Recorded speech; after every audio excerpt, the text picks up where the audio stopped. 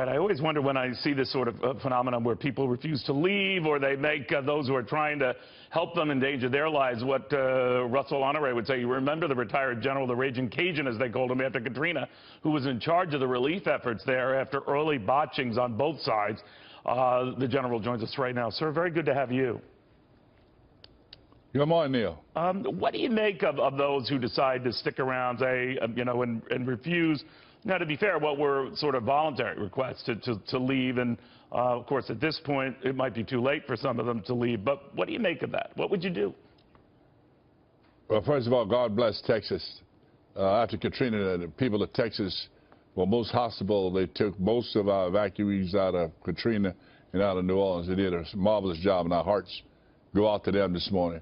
I think the people who make spectacles of themselves are exceptions. The one I'm most concerned about are the elderly, the disabled, and the poor, the vulnerable population, Neil, that on the 26th of the month didn't have the money to put gas in the car to leave. And those are the ones that were particularly rural areas and small towns along the coast. This is a big area. Texas big, and when something like this hit it, it's going to have a particular challenge.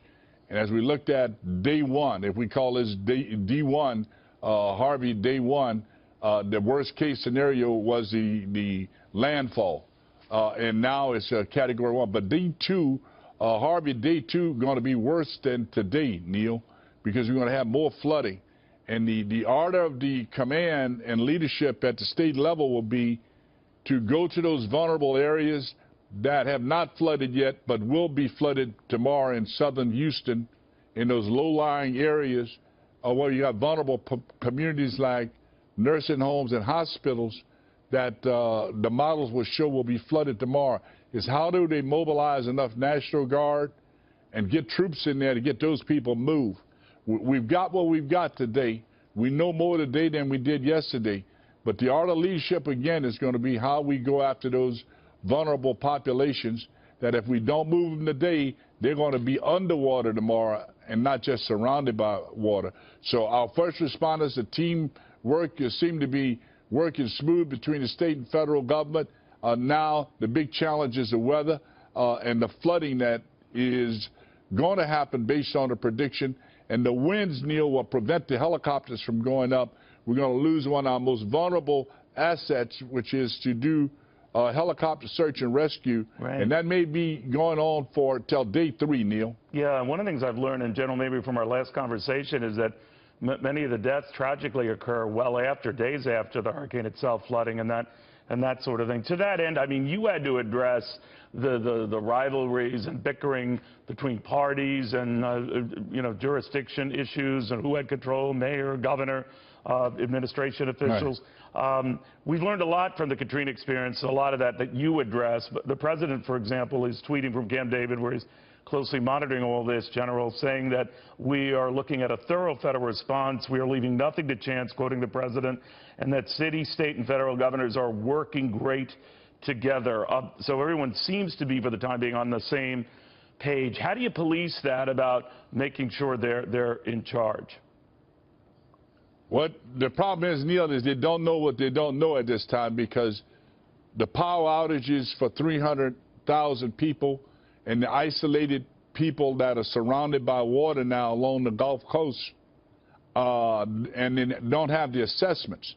I think for the first 24 hours, people will be okay even if they're standing in water. Right. But by tomorrow, that situation is going to get a lot worse, and we're going to have more people without electricity in southern Houston. And that is going to make the problem more cascading, which I think then the federal government will be behind the Texas National Guard to see what they need in terms of response capacity. And I think the Texas government is going to have to mobilize more National Guard because of the size more of than this, the 700 so they he's go already in and get activated. those. More than the 700. Oh, absolutely. Okay. He's got a division down there, one of the best National Guard divisions we've got. I see at least a need for 10,000 to 15,000 National Guard. Wow. To go in there and go into all these isolated communities. You know, General, I'm harking back to the fact you mentioned the energy and how important it is at the outset of your remarks, and particularly off the Texas coast, the Gulf Coast there.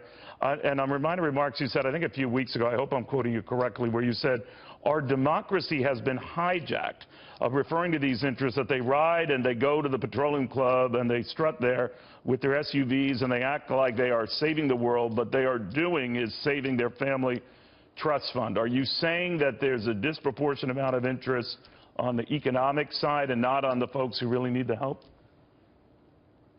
I think at this point in time, Neil, that argument is based on not the necessary energy they provide for us to have heat and to have power. Right. In the day-to-day operations in the communities is where their influence. Right now, they are building a lot of infrastructure in known flood zones.